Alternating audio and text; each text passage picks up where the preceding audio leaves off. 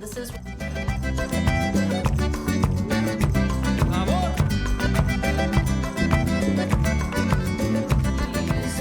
and you need 4 cups. And 4 cups probably makes about maybe 40, 50 tamales. So you can easily cut it in half. So let's just do 4 cups.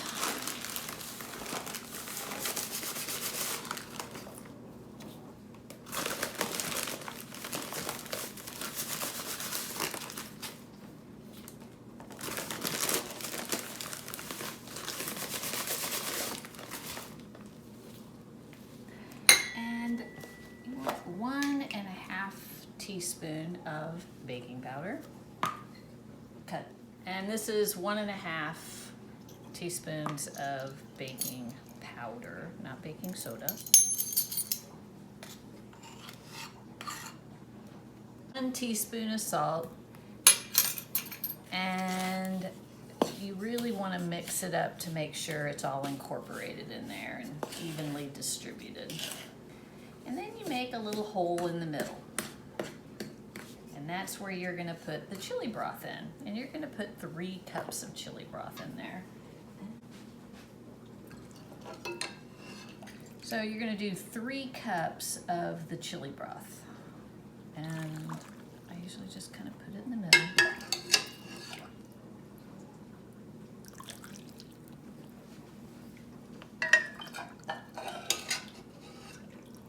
And that was kind of a little less than 3 cups, but let's just hold off on that. And then you grab a wooden spoon and you just kind of get everything moist.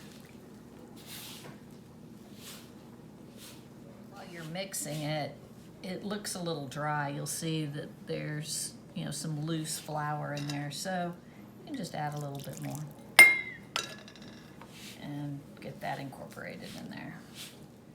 Well, the consistency is kind of awkward because what it is now is not going to be what it is later. So now I'm going to kind of get in there with my hands and figure out how the consistency is working. And what you're trying to do is get it to be a big ball, but not too gooey and not too dry. And this kind of seems a little dry to me. See all that leftover flour down there? So I'm going to put a little bit more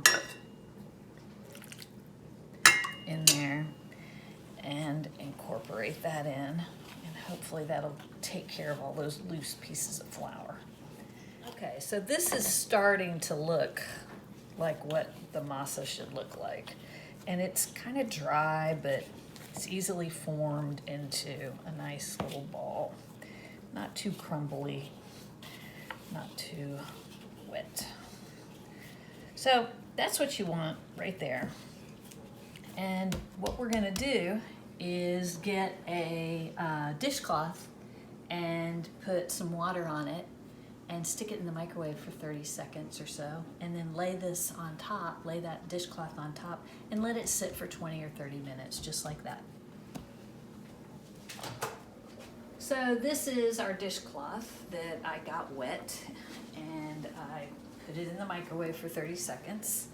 And I'm just gonna kind of sit that on top and let it rest for about 20-30 minutes. Okay, this is your shortening, Crisco. You can use lard. That kind of grosses me out, so I just use Crisco. And I use my Mix Master, but if you have a handheld mixer, that will work just as well. And this is just 1 cup, 1 stick of Crisco. The Crisco is room temperature. It's solid. You throw it in, and you're basically gonna beat the heck out of this until it's fluffy.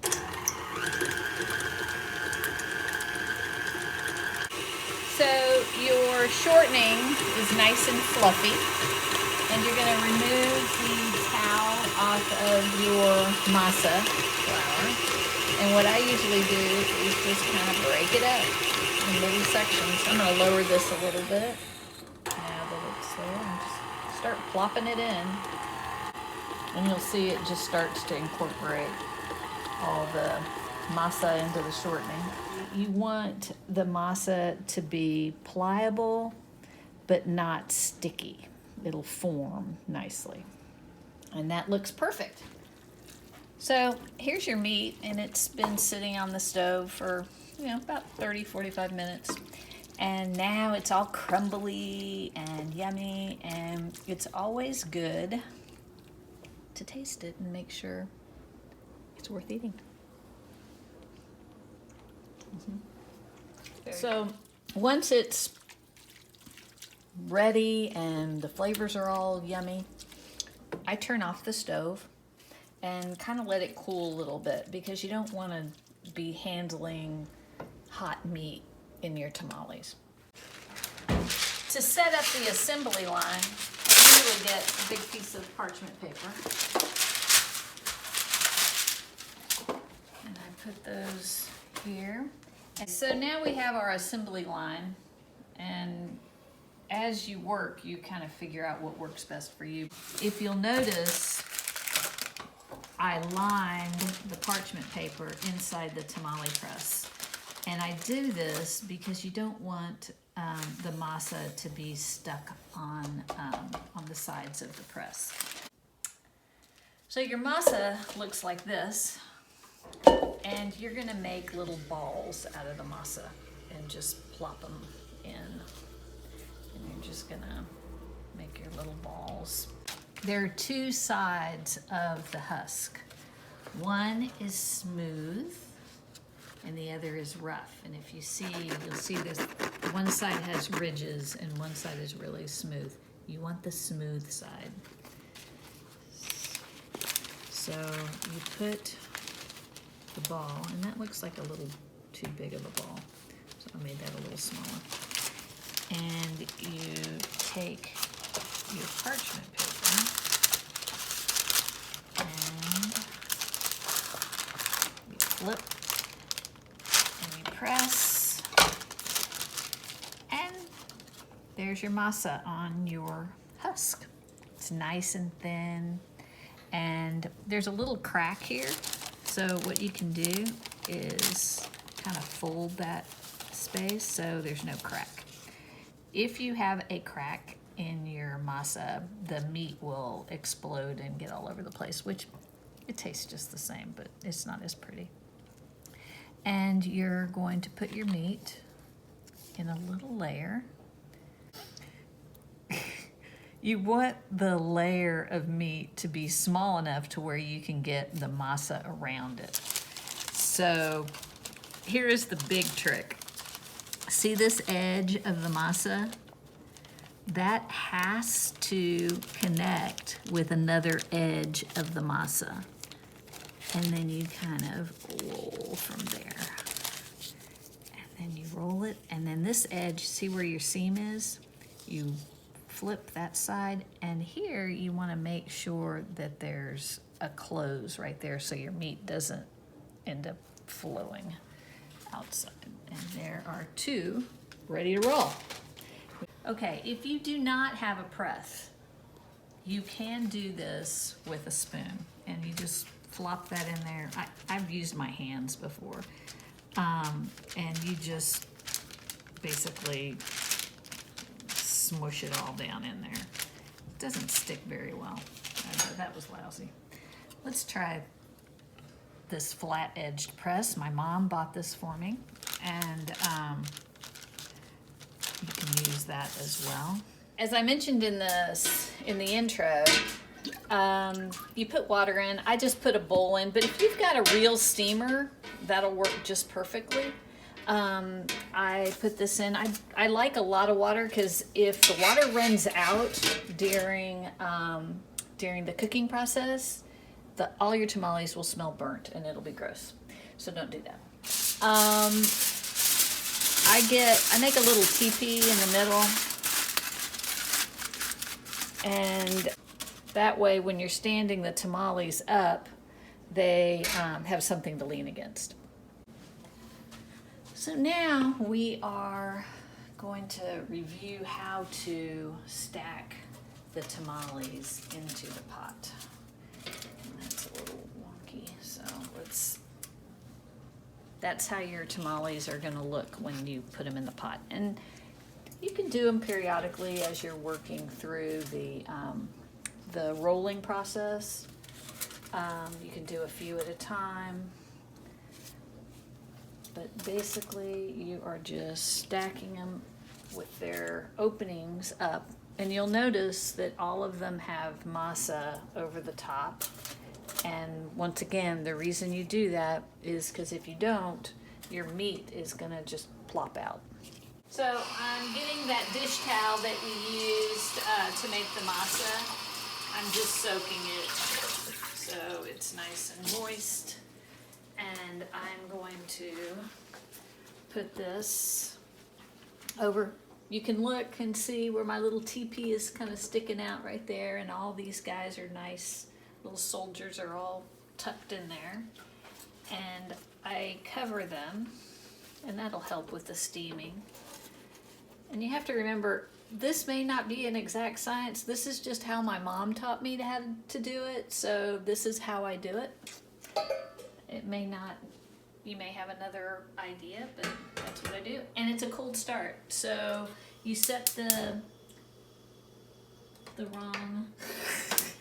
you set the stove on about medium. And remember, there's about this much water in here. So if you are cranking this up and it is rocking to a boil, then you're gonna probably need to add some more water. You really don't want the water to evaporate because it will change the taste of your tamales. So 40-50 minutes, light boil, steam, and you know when they're done. These aren't done yet because we just started. But you'll know because the dough isn't soft. It's a little tacky, but you know how you know when they're done? You take one out and you eat it right out of the pot. And if it tastes good, it's done. Okay, it's been 45 minutes and these gently boiled the whole time. And so I'm gonna lift this up and gonna take the little towel off. And this is the best way to figure out if they're done. And it's a hardship, but at least one person needs to make sure that they're done. So this is what it looks like, and what you want is for your tamale to come out like that, and it's not sticking to anything, and you want the dough to be cooked. It is. And then when it cuts, it's perfect, except for that piece right there.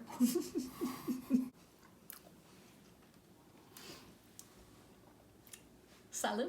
This is a tribute to my grandmother, my mother, all my aunts, my sister, and everybody, and Esther Reed, and everybody who's helped me learn how to make tamales along the way. Love you. Thank you.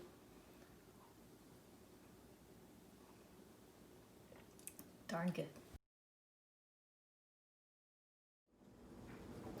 I don't even know what I'm going to say. To put for the next session, or for the next station,